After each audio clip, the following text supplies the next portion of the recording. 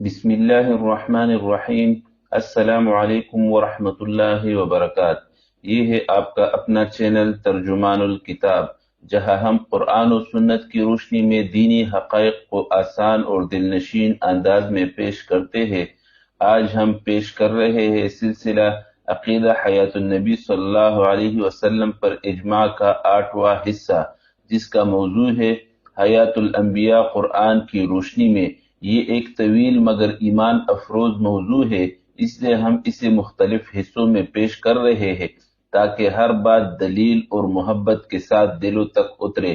آج کے حصے میں ہم قرآن کریم کی ان آیات پر غور کریں گے جو انبیاء کرام علیہم السلام کی حیات برزخی کو واضح کرتی ہے، لہٰذا آخر تک ضرور ساتھ رہیے گا، کیونکہ بات صرف علم کی نہیں، عقیدے کی مضبوطی کی ہے۔ حیات الانبیاء قرآن کی روشنی میں۔ قرآن کریم میں بیشتر مقامات پر حیات الانبیاء کا ثبوت اشارتاً، دلالتاً اور اقتضاً ملتا ہے۔ ان سب کا احصاء مشکل بھی ہے اور موجب طول بھی، اس لیے اختصار کے پیش نظر چند آیتوں کے ذکر پر اکتفا کیا جاتا ہے۔ نمبر 1، وَاسْأَلْ مَنْ أَرْسَلْنَا مِنْ قَبْلِكَ مِنْ رُسُلِنَا أَجْعَلْنَا مِنْ دُونِ الرَّحْمَنِ آلِهَةً يُعْبَدُونَ، سورہ زخرف آیات 45۔ ترجمہ، اور آپ ان سب پیغمبروں سے جن کو ہم نے آپ سے پہلے بھیجا ہے پوچھ لیجئے کہ کیا ہم نے خدائے رحمان کے سوا دوسرے معبود ٹھہرا دیے تھے کہ ان کی عبادت کی جائے۔ اس آیت کے ذیل میں صاحب زاد المسیر لکھتے ہیں، زاد المسیر فی علم تفسیر، جلد 7 صفحہ 319۔ ترجمہ، جب آن حضرت صلی اللہ علیہ وسلم کو معراج پر پہنچایا گیا تو آپ کے لیے تمام انبیاء کو جمع کیا گیا۔ آپ نے نماز میں ان سب کی امامت فرمائی۔ پھر حضرت جبرائیل علیہ السلام نے آپ کی خدمت میں عرض کیا، آپ ان سب پیغمبروں سے پوچھئے جن کو ہم نے آپ سے پہلے بھیجا ہے۔ پس آپ صلی اللہ علیہ وسلم نے فرمایا، مجھے سوال کی ضرورت نہیں، میں نے اس پر اکتفا کیا جو مجھے بتلایا گیا۔ حضرت سعید بن جبیر زہری اور ابن زید فرماتے ہیں کہ معراج کی رات آپ کے لیے تمام انبیاء کرام علیہ السلام کو جمع کیا گیا۔ اس موقع پر آپ کی ان سے ملاقات ہوئی اور آپ کو حکم ہوا کہ آپ ان سے پوچھئے، پس آپ کو نہ شک تھا اور نہ آپ نے پوچھا۔ تفسیر کبیر میں ہے، تفسیر کبیر جلد 27 صفحہ 216۔ ترجمہ، حضرت عطا حضرت ابن عباس رضی اللہ عنہ سے نقل فرماتے ہیں کہ جب آن حضرت صلی اللہ علیہ وسلم کو معراج پر لے جایا گیا اور جب آپ مسجد اقصی میں پہنچے تو اللہ تعالیٰ نے حضرت آدم علیہ السلام اور تمام انبیاء علیہ السلام جو ان کی اولاد میں سے تھے سب کو جمع کیا۔ پس حضرت جبرائیل علیہ السلام نے اذان اور اقامت کہی اور عرض کیا، اے محمد آگے بڑھیے اور ان کو نماز پڑھائیے۔ جب آپ نماز سے فارغ ہوئے تو حضرت جبرائیل علیہ السلام نے فرمایا، اے محمد اور پوچھئے ان سے جن کو ہم نے آپ سے پہلے رسول بنا کر بھیجا ہے۔ پس آپ صلی اللہ علیہ وسلم نے فرمایا، میں ان سے کچھ نہیں پوچھتا کہ مجھے اس میں کوئی شک نہیں۔ تفسیر قرطبی میں اس کی مزید تفصیلات یوں بیان کی گئی ہے۔ ترجمہ، جب آن حضرت صلی اللہ علیہ وسلم کو مسجد حرام سے مسجد اقصی تک معراج پر لے جایا گیا تو اللہ تعالیٰ نے حضرت آدم علیہ السلام کو اور جو ان کی اولاد میں سے انبیاء تھے سب کو اکٹھا فرمایا۔ جبرائیل علیہ السلام بھی آپ صلی اللہ علیہ وسلم کے ہمراہ تھے۔ بس جبرائیل نے اذان و اقامت کہی اور عرض کیا، اے محمد آگے بڑھیے اور ان کو نماز پڑھائیے۔ جب آپ فارغ ہوئے تو جبرائیل علیہ السلام نے عرض کیا، آپ سوال کیجئے ان رسول سے جو آپ سے پہلے بھیجے گئے تھے کہ کیا ہم نے اللہ کے علاوہ کوئی معبود بنائے تھے کہ جن کی پوجا کی جاتی تھی۔ بس آپ صلی اللہ علیہ وسلم نے فرمایا، مجھے سوال کی ضرورت نہیں کہ میں نے اس پر کفایت کی جو مجھے بتایا گیا۔ ابن عباس رضی اللہ عنہ فرماتے ہیں کہ وہاں 70 نبی تھے جن میں حضرت ابراہیم، حضرت موسیٰ اور حضرت عیسیٰ علیہ السلام بھی تھے۔ پس آپ نے ان سے کوئی سوال نہیں کیا اس لیے کہ آپ ان سب سے زیادہ اللہ کی جانب سے علم رکھتے تھے۔ ابن عباس رضی اللہ عنہ کی روایت کے علاوہ دوسری روایات میں ہے کہ پس آپ کے پیچھے نماز پڑھنے والوں کی 7 صفیں تھی، جن میں سے 3 صفیں رسولوں کی اور 4 انبیاء کی تھی۔ آپ کے پیچھے متصل حضرت ابراہیم علیہ السلام، دائیں جانب حضرت اسماعیل علیہ السلام اور بائیں جانب حضرت اسحاق علیہ السلام، پھر موسیٰ علیہ السلام، پھر عیسیٰ علیہ السلام، اور پھر تمام انبیاء تھے۔ آپ نے ان کو 2 رکعتیں نماز پڑھائی۔ جب آپ نماز پڑھا کر فارغ ہوئے تو کھڑے ہو گئے اور فرمایا، بے شک میرے رب نے میری طرف وحی بھیجی ہے کہ میں آپ سے سوال کروں کہ کیا تم میں سے کوئی ایک ایسا رسول بھیجا گیا تھا جو لوگوں کو غیر اللہ کی عبادت کی طرف بلاتا ہو؟ ان سب نے کہا، اے محمد، بے شک ہم گواہی دیتے ہیں کہ ہم بھیجے گئے ایک اللہ کی طرف دعوت دینے کے لیے، اور یہ کہ نہیں کوئی معبود سوائے اللہ تعالیٰ کے، اور یہ کہ جو لوگ اللہ کے علاوہ کسی کی عبادت کرتے ہیں وہ سب باطل ہے، اور بے شک آپ خاتم النبیین اور تمام رسولوں کے سردار ہیں، اور یہ بات اس سے واضح ہو گئی ہے کہ آپ نے ہماری امامت فرمائی ہے، اور یہ کہ آپ کے علاوہ قیامت تک کوئی دوسرا نبی نہیں آئے گا سوائے عیسیٰ بن مریم کے، کہ بے شک وہ اس پر مامور ہے کہ وہ آپ کی اتباع کرے۔ اسی طرح اس آیت سے حیات الانبیاء پر استدلال کرتے ہوئے خاتمۃ المحدثین علامہ سید انور شاہ کاشمیری رحمۃ اللہ علیہ فرماتے ہیں کہ مشکلات القرآن صفحہ 234، در منصور جلد 6 صفحہ 16، روح المعانی جلد 2 صفحہ 25، جمل جلد 4 صفحہ 88، شیخ زادہ جلد 3 صفحہ 298، خفاجی جلد 4 صفحہ 444۔ نمبر 2، وَلَقَدْ آتَيْنَا مُوسَى الْكِتَابَ فَلَا تَكُنْ فِي مِرْيَةٍ مِّن لِقَائِهِ، الف لام میم سجدہ، آیت نمبر 23۔ ترجمہ، اور ہم نے موسیٰ کو کتاب دی تھی سو آپ اس کے ملنے میں شک نہ کیجیے۔ اس آیت کی تفسیر میں حضرت شاہ عبد القادر صاحب رحمۃ اللہ علیہ فرماتے ہیں، معراج کی رات ان سب سے ملے تھے اور بھی کئی بار محض القرآن، اور ملاقات بغیر حیات ممکن نہیں، لہذا اس آیت میں اقتضاء النص سے حیات النبی کا ثبوت ہوتا ہے۔ یہاں اصول فقہ کا یہ مسئلہ بھی پیش نظر رہنا چاہیے کہ جو حکم اقتضاء النص سے ثابت ہوتا ہے وہ بحالت انفراد قوت و استدلال میں عبارت النص کے مثل ہوتا ہے۔ اسی طرح علامہ آلوسی رحمہ اللہ فرماتے ہیں، روح المعانی جلد 21 صفحہ 138۔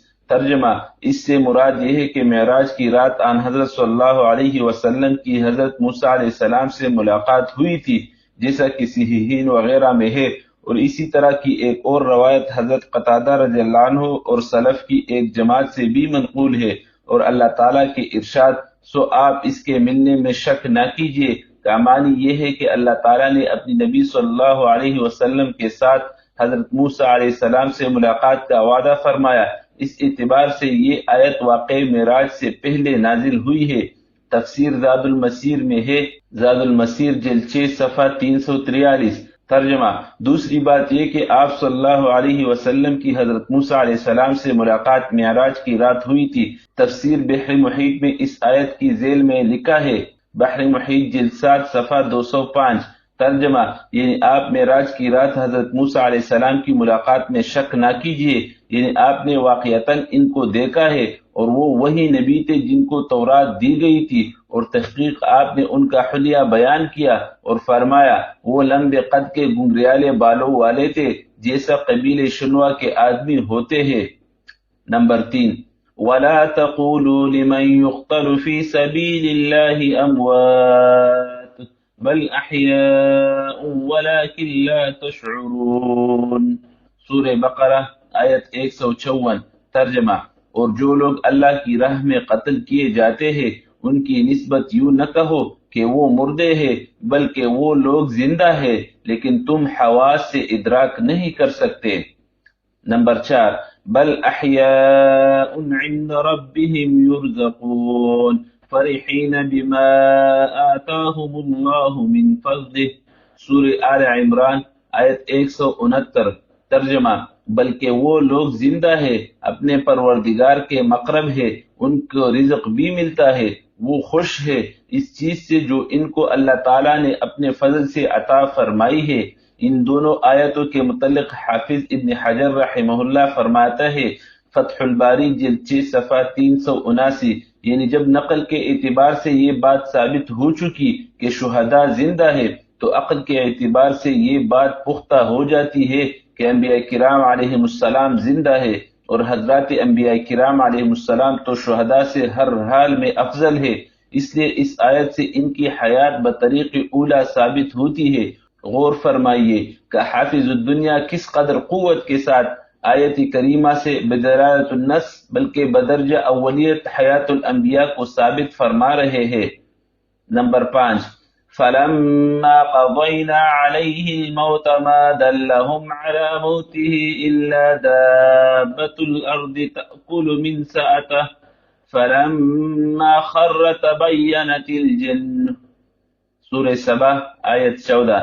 ترجمہ، پھر جب ہم نے ان پر موت کا حکم جاری کر دیا تو کسی چیز نے ان کے مرنے کا پتہ نہ بتلایا مگر غن کے کیلے نے کہ وہ سلیمان علیہ السلام کی عصا کو کاتا تھا، سو جب وہ گر پڑے تب جنات کو حقیقت معلوم ہوئی۔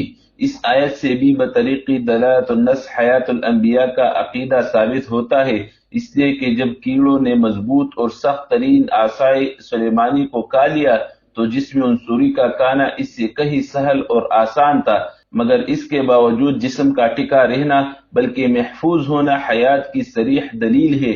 اسی طرح اس آیت میں ذکر شدہ خرور سلیمان سے بھی حضرات انبیاء کی حیات مبارکہ پر استدلال کیا جا سکتا ہے کہ اللہ تبارک و تعالی نے حضرت سلیمان علیہ السلام کے جسد اطہر کے زمین پر آ جانے کو خرہ کے لفظ کے ساتھ تعبیر فرمایا، مگر اس کو سقط سے تعبیر نہیں فرمایا، کیونکہ خرہ کا لفظ قرآن مجید اور احادیث مبارکہ میں جہاں کہیں بھی مذکور ہے وہ زندہ انسان کے جھک جانے یا گر جانے کے لیے ارشاد فرمایا گیا ہے۔